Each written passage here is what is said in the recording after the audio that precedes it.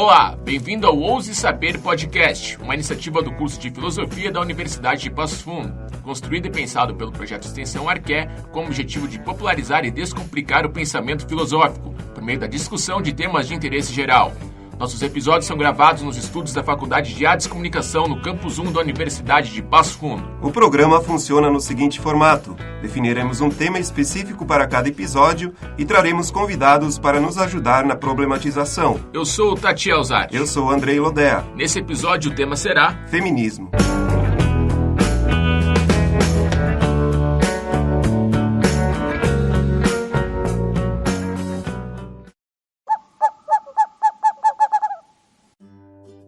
Muito bem, estamos recebendo aqui nos estúdios da Faculdade de Artes e Comunicação as professoras Patrícia Ketzer e a professora Bruna Bortolini, que são professoras do curso de Filosofia e da área de Ética e Conhecimento aqui da UPF.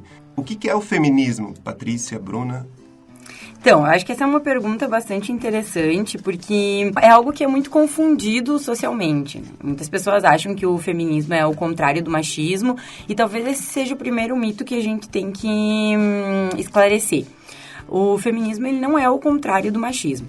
Se a gente for explicar de forma bem simples e a forma mais popular, a partir da qual se conhece o feminismo, nós vamos dizer que ele é a luta por direitos iguais entre mulheres e homens, por igualdade de gênero. Claro que o feminismo é algo bastante amplo e essa não é a única concepção. Essa é uma delas, talvez a mais acessada. Eu gosto daquela que diz que o feminismo é a luta contra toda forma de opressão, porque ela leva em conta que as mulheres também não são seres únicos e não existe uma definição de mulher que possa abarcar todas as mulheres, e existem muitas diferenças entre as mulheres, e por isso a gente precisa levar em consideração outras formas de opressão que atingem as mulheres, como racismo, como a LGBTfobia, como capacitismo, que é a exclusão das pessoas em função de alguma deficiência.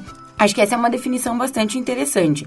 Mas o feminismo, como eu disse, é algo muito amplo, pode ser definido de várias maneiras. Quando a gente apresenta uma única definição, isso também pode ser um pouco limitante. É importante entender que não se trata de o contrário do machismo, porque o machismo é uma teoria sobre a superioridade dos homens. E o feminismo não é uma teoria sobre a superioridade das mulheres, mas sim sobre a ideia de que homens e mulheres, eles têm as mesmas capacidades e podem, então, desenvolver as mesmas atividades, e que qualquer imposição que diga o contrário vem de uma força cultural imposta pela sociedade e que pode ser modificada se nós assim o desejarmos.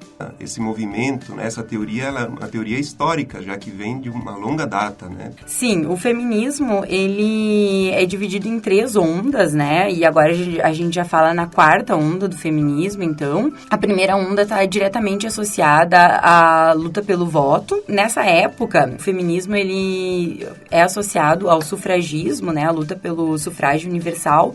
Mas, junto com essa luta pelo sufrágio universal, existiam ainda outras questões que as mulheres já abordavam. Por exemplo, o direito ao divórcio, o direito de registrar filhos bastardos, como se dizia na época, né? O direito à herança, que não era um direito das mulheres, somente dos homens. Essa luta, a gente pode equiparar ela ao começo das lutas das mulheres. Ainda que já houvesse algumas lutas antes, as mulheres se organizam em torno da luta pelo sufrágio universal. A segunda onda, então, ela começa na década de 60, meados de 70, e ela traz a questão principalmente das desigualdades culturais. Se levanta, então, a questão de que as mulheres, elas estão em situação de desigualdade na sociedade, não é por diferenças naturais, mas por diferenças culturais, e que essas diferenças precisam ser modificadas. A terceira onda trabalha com a questão de evitar esse tipo de definição essencialista, da qual eu falava no começo, que trata as mulheres como universais, que fala do problema da mulher, da luta da mulher, porque as feministas começam a perceber, principalmente as feministas negras começam a pontuar o fato de que as lutas até então pautadas pelo feminismo não englobavam as mulheres negras.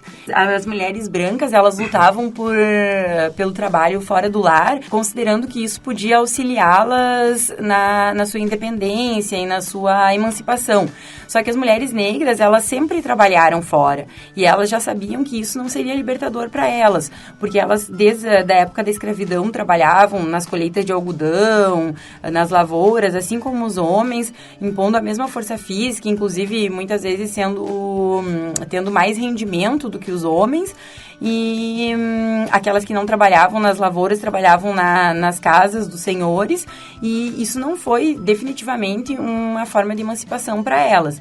Então elas sabiam que o trabalho não ia emancipá-las. Em geral, as mulheres brancas e classe média que pautaram o sufragismo e que pautaram as questões da primeira onda do feminismo não consideraram as questões das mulheres negras. Inclusive, muitas delas questionaram direitos que foram adquiridos pelos negros e não pelas mulheres. Outro ponto que começou a ser levantado a partir da terceira onda, então, foi a das mulheres lésbicas. Elas também não se sentiam contempladas pelas demandas apontadas pelas mulheres heterossexuais.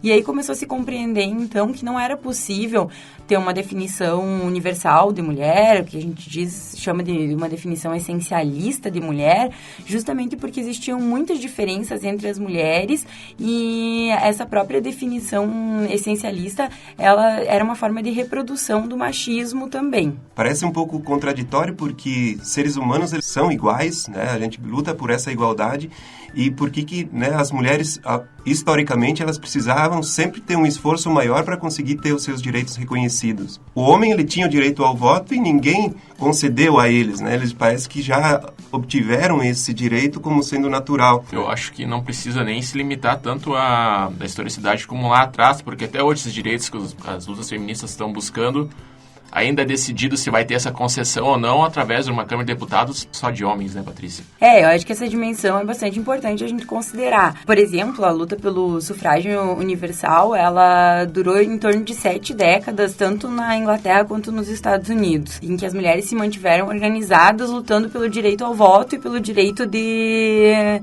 se candidatar a cargos públicos. E, bom, a gente pode olhar exatamente para essa questão que o Tatiel menciona. Quantas representantes mulheres a gente tem aqui no Brasil, né, nos representando na Câmara de Deputados, no Senado? E qual é a reação das pessoas a essas candidatas mulheres? Que exigências se fazem a elas? Então, em termos de representação política, isso fica muito claro. A mulher ainda é compreendida como sendo do espaço doméstico, porque se a gente for pensar, por mais que hoje ela saia trabalhar, né, ela cuide possa gerenciar empresas, possa se candidatar a cargos públicos, essa representação ainda é muito pequena. Inclusive, no Brasil, ela é menor do que em alguns países que as mulheres têm pouquíssimos direitos, mas tem mais representação política do que aqui no Brasil. E apesar dela ter crescido nas últimas eleições, essa representação ter crescido nas últimas eleições, ainda é muito pequena. Essa questão também de como nós estamos destinadas ao lar até hoje, apesar de nós termos saído para trabalhar e conquistado a esfera social, de certa forma, eu acho que ela fica bem clara quando a gente começa a pensar na divisão das tarefas domésticas. Isso ainda fica a cargo da mulher. A mulher ainda é responsável pelo cuidado dos filhos. É só a gente pensar que dificilmente se pergunta para um homem numa entrevista de emprego se ele tem filhos ou se ele não tem filhos. E essa é uma pergunta recorrente para as mulheres. A própria questão de que a mulher morre dentro de casa, ela mostra que o lar é o espaço da mulher. Porque os homens, eles até morrem mais, mas eles morrem na rua e na mão de desconhecidos, enquanto as mulheres, elas morrem dentro das suas casas e nas mãos de companheiros ou ex-companheiros, e isso chega a quase 60% dos feminicídios. Então é por isso que, inclusive, a gente precisa de uma lei específica relativa ao assassinato de mulheres, porque as mulheres não são assassinadas por outras mulheres na maioria das vezes, elas são assassinadas por homens e dentro da sua casa. A publicidade, por muito tempo, ela trabalhou reforçando o senso comum e esse esse apelo à tradição que sempre foi assim, e até essa ideia de liberdade era construída com eletrodomésticos que te dessem mais tempo para fazer mais funções dentro de casa, né? Para facilitar a tua vida cuidando do lar. Essa era a ideia de liberdade que era vendida para as mulheres através da publicidade. Por que o feminismo gera tantas reações contrárias na comunidade? Seria um pouco esse papel também da indústria cultural, reforçando isso cada vez mais? Eu acho que essa questão é bastante interessante dos eletrodomésticos, né? Como eu mencionei, a segunda onda do feminismo, ela nasce ali mais ou menos nos anos 60 e 70, e ela também é um pouco de reação ao que acontece no pós-guerra, porque pós-Segunda Guerra Mundial, na Segunda Guerra Mundial, as mulheres elas tiveram que ocupar os postos de trabalho porque não havia homens o suficiente. Só que quando os homens voltam da guerra, as mulheres são mandadas de volta ao lar por campanhas publicitárias. Então, é muito no sentido de... agora nós não precisamos mais de vocês e nós vamos oferecer para vocês uma outra alternativa. Voltem aos lares, ocupem esse espaço da casa, vivam o sonho de vida americano, né? Que isso acontece bastante nos Estados Unidos, por exemplo, que na época da guerra tinha aquela campanha, né, que até hoje o pôster é bastante usado como símbolo do feminismo, que mostra a mulher, né, e sim, você pode. Depois, quando elas foram mandadas, quando os homens retornaram e elas foram mandadas de volta ao lar, a campanha era essa, né, há uma vida incrível para você dentro do lar, para que você possa cuidar de seus filhos e viver o sonho de vida americano. Só que as mulheres retornaram ao lar e mesmo com as batedeiras maravilhosas e máquinas de lavar de última geração, elas não se sentiram satisfeitas com aquilo, né? E então já não era mais possível retornar a um espaço somente doméstico. A questão também das reações negativas ao feminismo é porque o feminismo ele vem com uma forma de desconstrução de uma cultura, né, que está muito enraizada nas pessoas, não somente em homens, mas mulheres, enfim, todo mundo que é educado dentro dessa cultura, e não é só uma cultura ocidental, uma cultura que é presente no mundo todo. E quando o feminismo vem com essas pautas de reconhecimento de direitos, de reconhecimento de lutas, acaba causando algum tipo de desconforto, principalmente para aqueles que, de certa forma, apesar de serem educados dentro de uma cultura machista, que também os atinge, que também os condiciona, eles são beneficiados, né, por essa cultura, que, em geral, são os homens, né? E quando essa desconstrução, ela vem com essas pautas, as pessoas acabam, muitas vezes, dizendo que as mulheres, então, são contra os homens, elas querem tomar o lugar dos homens, querem competir com eles, e, na verdade, não é isso, né?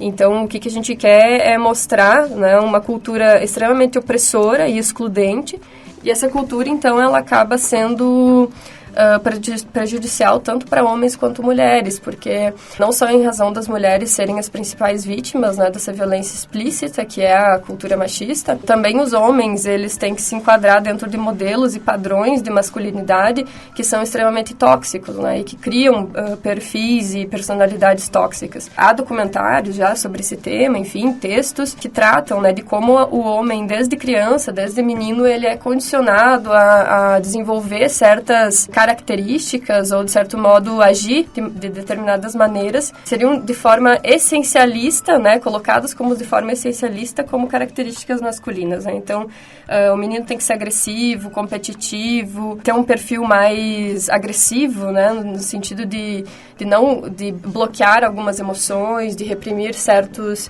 tipos de comportamento que deem a entender que que ele possui fragilidades. Né? E isso é extremamente negativo no sentido do que os homens também sofrem com isso, porque muitas vezes recalcam, né, sentimentos, recalcam emoções, por medo, muitas vezes, de serem criticados por esse tipo de comportamento, de serem rejeitados, de serem considerados fracos, né, e desse ponto de vista, perderem seus privilégios. Quando, na verdade, isso deveria ser colocado em discussão, né, sempre que possível. Também fazer essa desconstrução do machismo relativo ao homem é importante para que essas pessoas reconheçam que o homem também sofre apesar de ele se beneficiar, né, do machismo... Uma percepção da gente entender essa teoria feminista, acho que ela se dá ali na própria educação, né?